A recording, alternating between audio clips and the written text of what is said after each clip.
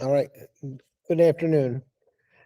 This afternoon, I wanted to present my assignment 6.4 for Indiana Wesleyan University, my proposal presentation. This is a culmination of EDL 716 with Dr. Rubio at Indiana Wesleyan. And in my presentation today, I would like to go over my research proposal, which is full-day kindergarten programs are better aligned to help incoming first graders succeed. To give you some background as to the proposal, I am a kindergarten teacher in Philadelphia. I've been teaching kindergarten probably 14 years, I guess, 12, 13, 14 years. It's a blur. And I've been in Philadelphia for 23, and I've always wanted to do kindergarten, so I'm very happy where I am. But being in the kindergarten setting, there are certainly some things that we would like to change. We would like to get students in to the classroom a lot sooner than they do come in. So I'd like to present my research proposal to you now. All right, so let's begin. Today's students start their educational careers off better when they attend a full-day kindergarten program. Prior to entering the school on the very first day of first grade, not all students that are entering the first day of first grade have already spent a full 180 days in a kindergarten setting, which is usually housed in an elementary school. So they already have the scheduling, they have the rigors of the day-to-day grind. So parents and caregivers' thoughts on the pros and cons of a full-day kindergarten program are compared to half-day kindergarten or no kindergarten at all, were made abundantly clear, and I'm going to lay that out in my literature review today. There is a downward trend in the number of behaviors which are reported and or witnessed on students who have attended a full-day kindergarten program as well. Also, the reason this research proposal is so very important is because we can now cite research-based evidence of student achievement and measurable academic success of the students who attend full-day kindergarten programs. So we're not just making this up. We're going to cite research. We're going to cite, in my proposal alone, I cited 25 different references that all point to a positive correlation between the full day and the academic success, as well as the attendance success. And we're going to delve a little bit more into that as well. Okay. And we also, again, I want to touch on the parents' thoughts, and I want to touch on, of course, the teachers' thoughts for the students who attend a full day program as compared to coming in maybe of a half day program or more likely no program at all. Okay. So let's get started. The literature review, which is the crux of the research that drove the project. Let's talk about the disadvantaged populations. Throughout the kindergarten year, full-day kindergarten students from economically disadvantaged families acquired literacy skills more quickly than their affluent half-day peers. Think about that for a minute. Simply by changing from a half-day to a full day, anybody labeled economically disadvantaged surpassed the affluent peers. Okay, a great research article written by Zvok in 2009. Full-day kindergarten students saw an accelerated gain that was adequate to reverse the initial performance gap prior to entering kindergarten.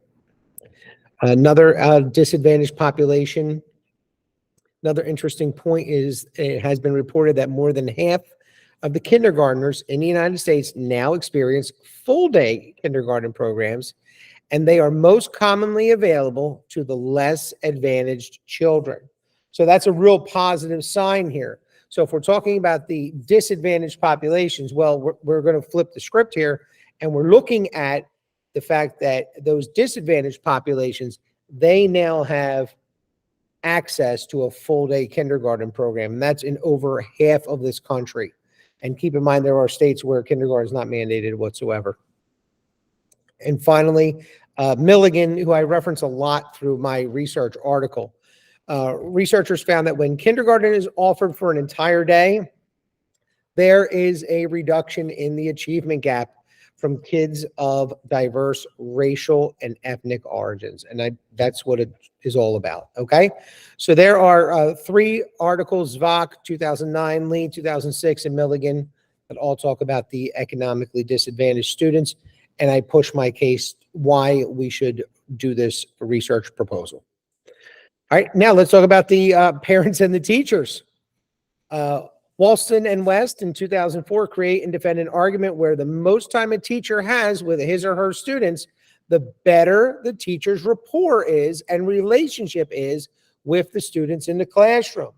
And that is what kindergarten is all about, creating those relationships, building that trust. And if we can get the students in the class and we can spend most of the day with them, we can build up that relationship, and hopefully it will turn into a positive relationship. So when asked the teachers, the teachers were all for that because it built up the relationship. In 2002, Boardman wrote a study on the same topic. When it comes to the teachers' thoughts, she reported that teachers did see that their students were getting fatigued quicker in the day. So you think, uh-oh, we got a problem here. But they were also quick to report that the fatigue wore off by the mid-year point. So, of course, just like with anything that you do that you've never done before, you're going to grow tired of it. You're going to grow weary. There are going to be some hiccups along the way. But by the midway point, the stamina has built up. Their strength has built up. And now they're in the rigorous full-day setting of a kindergarten. So I really appreciated what Boardman wrote there, because she did talk that it's not going to be all perfect along the way, but if you can get to a halfway point, all of a sudden it's going to get better for the teacher and the student. And parents are currently enthused by the full-day kindergarten option for both educational reasons and because it lessens the need for childcare arrangements during the workday. That's a couple authors there, Elliker, Mather, 97, Gullo, 90. Gullo's referenced a couple times throughout my literature review as well. I think this is really important because let's look at what Walston and West reported. The teachers want the students in the classroom for a longer day to build the relationships. And the parents, it's economic win because they're saving the money on the daycare anyway. So why not have them come into a kindergarten as compared to a daycare? Throughout the research article that I sent in, I also talked about, it's not only in the United States, I referenced plenty of references from Ontario, where the studies are saying the same thing. Let's look at the academics. All right, again, I'm going to cite 3 different articles here. At the conclusion of the kindergarten year, full-day kindergarten pupils reported benefits like higher academic proficiency, lower grade retention rates, better attendance, and enhanced social skills, according to these researchers, Plucker and Zapp, in 2005. I think that right there, I think that's your article to read, because it basically tells you everything that you need to know. We're not just looking at hard numbers here, all right? So in my research, I want to look at the numbers to start, but then look at all those contributing factors. Look at all those contributing factors that we're talking about. There's lower retention, there's better attendance, and the social skills are there. That's what you want to go for, especially with 5- and 6-year-olds. Rothenberg reported in full-day kindergarten programs, less hectic instruction geared to student needs and appropriate assessment of students' progress contribute to the effectiveness of that program. And finally, Thompson in 2016, in a recent study, kindergarten reading assessments are often higher for full-day students than they are for the half-day students. So imagine if they're already higher for the half-day, if you have a student who has no formal training and no schooling, that wasn't even measured by Thompson. So of course it would be higher.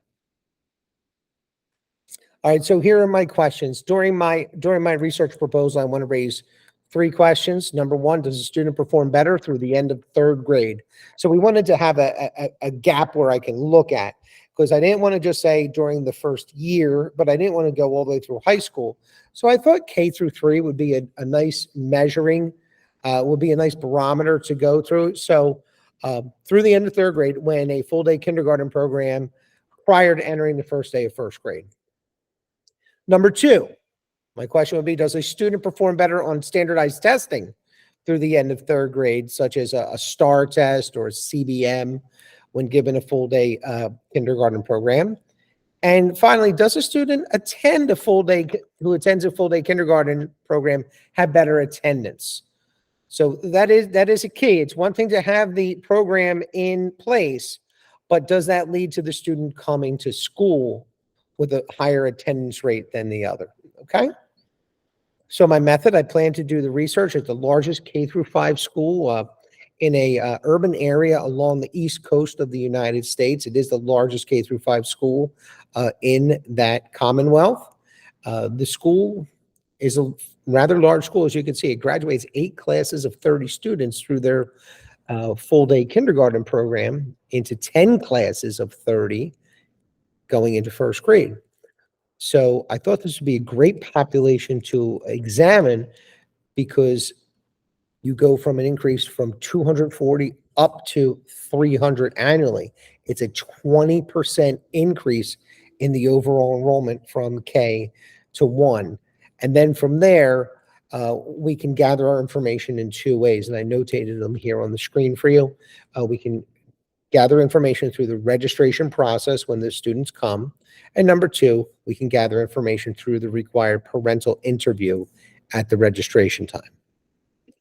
As far as the type of research that I plan to do, I'm proposing to conduct an in-depth quantitative research study using those 300 first grade students at the elementary school I just mentioned on the East Coast. I'm planning to collect data via their STAR and their CBM standardized tests. I'm also interested in looking at the data of the subjective grades, such as the writing, the math, the science, and the social studies. One more bit of data that might be relevant again, I want to hone back on the attendance. The procedure, I'd like to follow up with the possible 240 kindergarten students and then follow the standardized STAR CBM, subsequently compare that data to the students who enter first grade with no experience whatsoever. I would also like to follow the 240 students and their report card grades, as I just mentioned, writing, math, science, and social studies. And again, I'll subsequently compare them to the students without experience. And finally, the third final piece of data I'd like to track would be the attendance of those students as well. So that would be the procedure. The data analysis, I plan to examine those STAR and CBM results of the students who attended the program at that school, and then compare them to any student who didn't. Again, the thought process here is that at least 20%, 60 students will have attended the full day program. Also available would be the subsequent subjective grades as well. Before endeavoring out on the rather arduous academic journey, it is going to be a long, arduous process. I could certainly do a smaller sample size, say a class or two, so maybe 30 to 60 students, simply see if it has any merit in taking those 30 to 60, measuring up with another year. Maybe take some time, look at the preliminary STAR, the preliminary CBM data. This might be implemented to see how easy or difficult it would be to acquire the data on those students. Last couple slides I'd just like to share with you would simply be the references that I've used. Like I said, I cited about 25 really high quality articles here. Some I used more so than the others. I just want to take a look. So again, it is something that is pretty near and dear to my heart, and I hope you have enjoyed watching. And hopefully in the future, I'll be able to conduct the research, and then I will be able to come back and report on what I have seen. Okay. So again, everybody, thank you for your time.